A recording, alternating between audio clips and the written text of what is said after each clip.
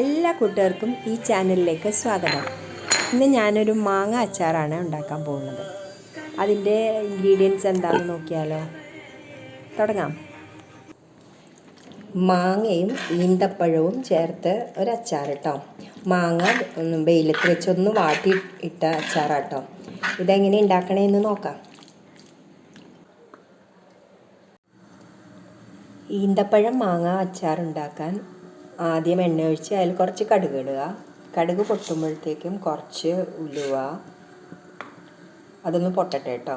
ഈ ചട്ടയായത് കൊണ്ടാണ് ഇങ്ങനെ ഒരു പുകച്ചിൽ, പെട്ടെന്ന് പൊട്ടൂല. ഇപ്പം പൊട്ടും.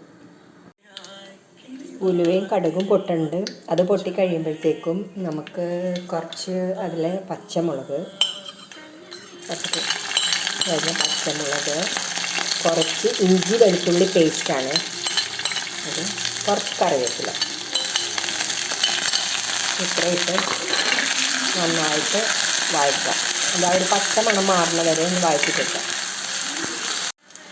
ഇത് ഞാൻ മാങ്ങയുണ്ടല്ലോ കുറച്ച് ഉപ്പ് തേച്ചിട്ട് ഒരു ദിവസം ഞാൻ വെയിലത്ത് വെച്ചതാട്ടോ. അല്ലാതെ ഉണ്ടാക്കാം, വെറുതെ ഉപ്പ് പുരട്ടി ഒരു 2 മണിക്കൂർ വെച്ചിട്ട് ഉണ്ടാക്കാം. ഇതുപോലെ ഒന്ന് പുരട്ടിയിട്ട് വെയിലത്ത് വെച്ച് ഒന്ന് വാടിക്കഴിഞ്ഞാൽ പിന്നെ കൂടെ ടേസ്റ്റ് കൂടുന്നുള്ളൂ. ഇതങ്ങനെ ചെയ്തതാട്ടോ. പറയുമ്പോൾ തന്നെ വായിൽ വെള്ളം വരിക.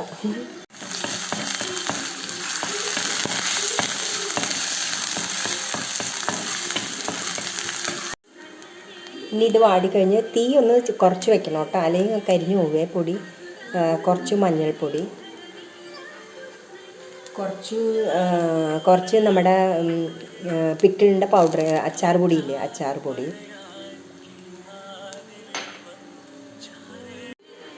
പിന്നെ കുറച്ച് കാശ്മീരി മുളക് പൊടി കേട്ടോ. ഒരു കളറും കൂടെ കിട്ടും. കാശ്മീരി എടുക്കുമ്പോൾ കുറച്ച് നല്ല കളറായിരിക്കും. കുറച്ച് കായപ്പൊടി, നന്നായിട്ട് ഇളക്കി കൊടുക്കുക. തീ ഫുൾ കുറയ്ക്കണേ. ഇതിപ്പം മൺചട്ടി ആയതുകൊണ്ട് ഇങ്ങനെ പുകയാണ്.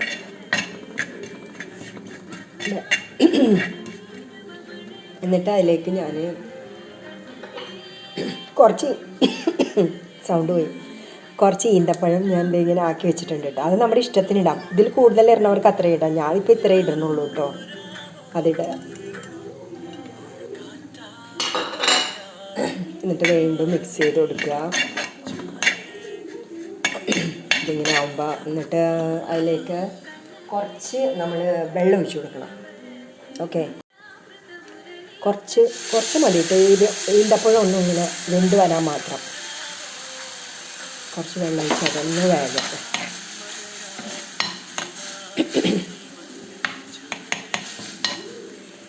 ഇനി അതിലേക്ക് നമുക്കൊരു ടീസ്പൂൺ വിനാഗിരി കൂടി ഒഴിച്ച് കൊടുക്കാം കേട്ടോ.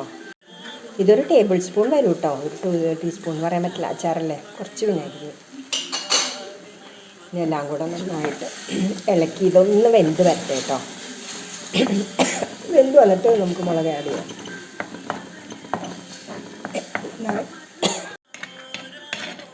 ഏതാണ്ട് വാടി ഇത് കുറച്ച് എണ്ണ തെളിഞ്ഞ് നല്ല പോലെ വരണുണ്ട് കേട്ടോ. കുറച്ച് ചെറുതായിട്ട് നമുക്ക് കടിക്കാനിരുന്നാലും നല്ലതാണ്. ഈന്തപ്പഴമല്ലേ, ഒരുപാട് അലിഞ്ഞ് ചേരണമെന്നില്ല. അലിഞ്ഞ് ചേരുന്നവർക്ക് വേണമെങ്കിൽ കുറച്ചും കൂടെ വെള്ളം ഒഴിച്ചിട്ട് നമുക്ക് കുറച്ച് സമയം കൂടി ഇങ്ങനെ ആക്കണമെങ്കിൽ ആക്കാം. ഇതിപ്പോൾ എണ്ണ ഏതാണ്ട് തെളിഞ്ഞ് വന്നിട്ടുണ്ട്. ഇനി നമുക്ക് മാങ്ങ ഇട്ട് കൊടുക്കാം. മാങ്ങയിൽ കുറച്ച് വെള്ളം ഉണ്ട് കേട്ടോ. ഞാൻ വാട്ടാൻ നേരത്ത് ഉപ്പിട്ട് വെച്ചപ്പോൾ വന്ന വെള്ളം, അതൊന്നും കൂടെ അത് കളയണ്ട, അതും കൂടെ ഒഴിക്കണേ നല്ലത്. ഇതെല്ലാം കൂടെ യോജിപ്പിക്കാം.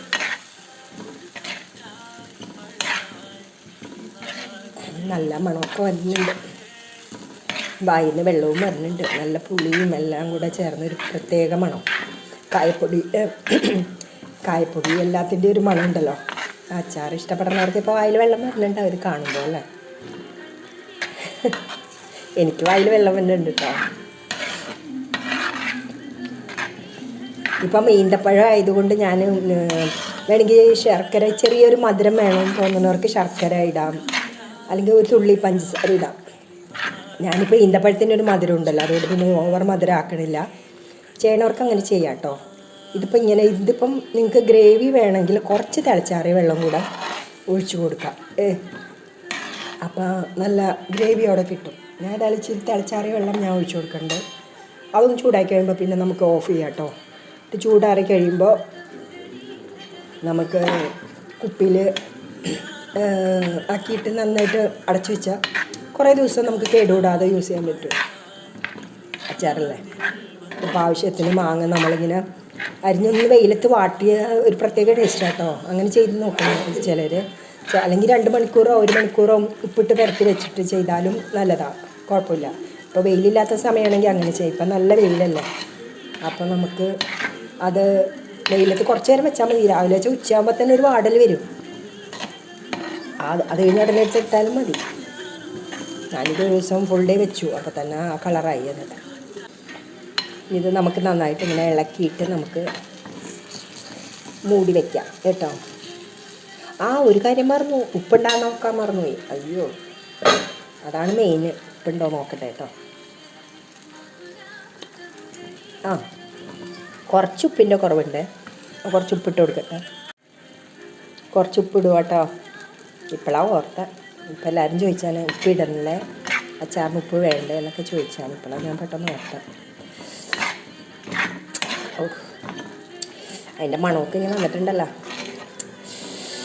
ചോറിൻ്റെ കൂടെ ഒരു പിടുത്തം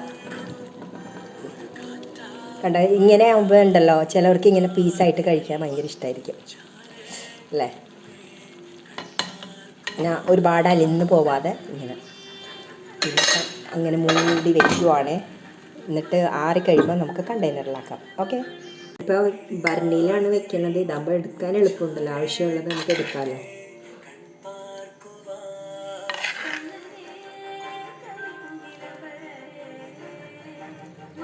നല്ല അച്ചാറാട്ടത്. നല്ല ടേസ്റ്റ് ഉണ്ട്. ഇങ്ങനെ എല്ലാവരും ഒന്ന് ട്രൈ ചെയ്ത് നോക്കുക. ഈ റെസിപ്പി ഇഷ്ടപ്പെട്ടിട്ടുണ്ടെങ്കിൽ എനിക്ക് സബ്സ്ക്രൈബ് ചെയ്യണേ. സബ്സ്ക്രൈബ് ചെയ്യാത്തവരാണെങ്കിൽ സബ്സ്ക്രൈബ് ചെയ്യുക. Like, share and subscribe.